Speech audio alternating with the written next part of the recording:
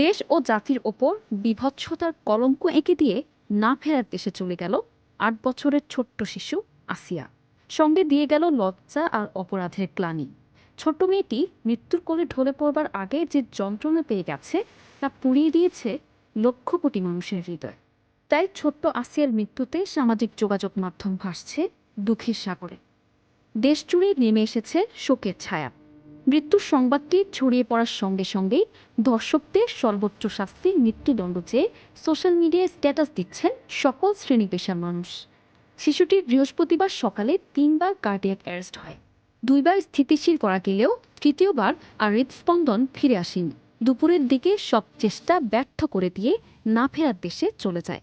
6 March মাগুরায় বোনের বাড়িতে বেড়াতে এসে ধর্ষণের শিকার হয় 8 বছর বয়সী আসিয়া। পরের দিন তাকে মাগুরা 250 শয্যা বিশিষ্ট হাসপাতালে ভর্তি করা হয়। সেখানে অবস্থার অবনতি হলে ওই দিন দুপুরেই উন্নত চিকিৎসার জন্য তাকে ফরিদপুর মেডিকেল কলেজ হাসপাতালে পাঠানো হয়। এরপর সেখান থেকে রাতেই পাঠানো হয় ঢাকা মেডিকেল কলেজ হাসপাতালে। পরে পরিস্থিতির অবনতি হলে শুক্রবার রাতে তাকে লাইফ সাপোর্টে নেওয়া হয়। সংকটাপন্ন শিশুটিকে গেল শনিবার সন্ধ্যায় ঢাকা মেডিকেল কলেজ হাসপাতালে পেডিয়াট্রিক ইন্টেন্সিভ কেয়ার ইউনিট থেকে সম্মিলিত সামরিক হাসপাতালে স্থানান্তর করা হয়।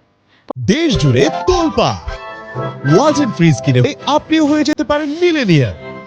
পরদিন রোববার শিশুটিকে সিএমএইচ পেডিয়াট্রিক আইসিইউতে নেওয়া হয়।